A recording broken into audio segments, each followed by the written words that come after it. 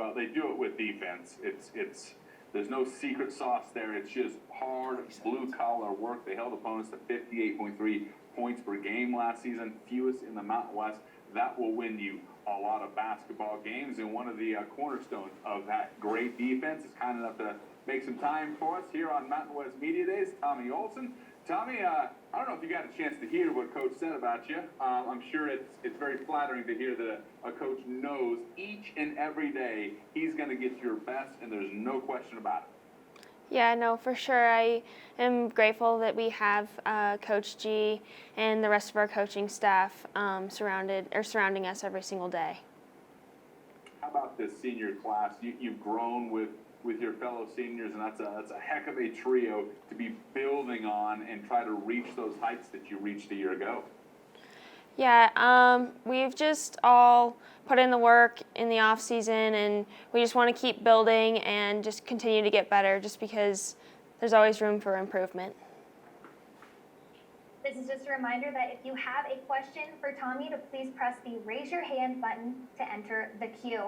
Tommi, you're 5 steals shy of entering the top 25 in school history. To break that mark, what would that mean to you this season? I think it would be an honor, but it's mainly just me going out there every single game and giving our team the best chance to win. So if that's what it takes, then I'll do it. How does your role change this year as a senior on this team? I think just mainly for us 3 seniors is kind of leading by example. We have a lot of underclassmen, and we need to hold each other accountable as well as hold ourselves accountable in practice, off the court, everywhere. So I think just leading by example and making sure that we are making steps in the right direction is very important.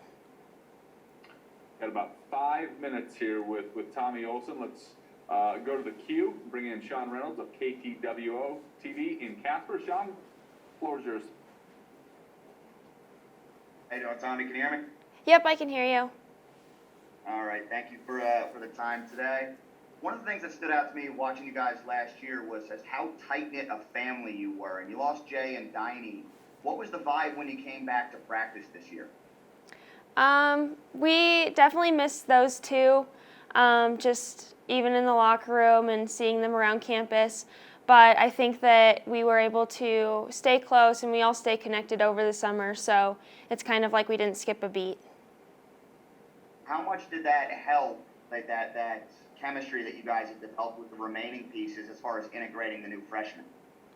No, it's helped a ton, and I think that we all know kind of what people do on the court and their tendencies, and so it's a lot easier than I guess last year when we had 6 new people, and it was kind of we were trying to figure out everyone and what they like to do, what they don't like to do. So yeah, it was definitely an easier transition.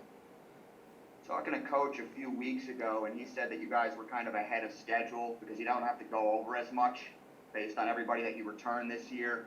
So what does that do for you to raise expectations going into this season? No, it definitely raises the expectations, and I think that he always says it as well.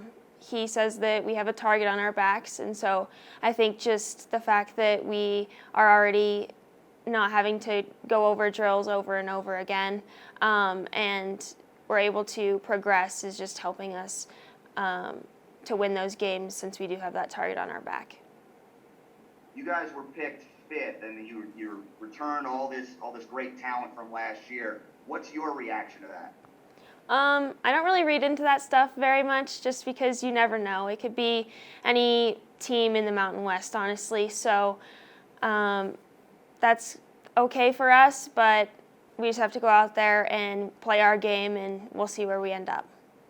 All right, last one I have for you is, who's impressed you the most coming back at the start of practice? McKinley Bradshaw, definitely.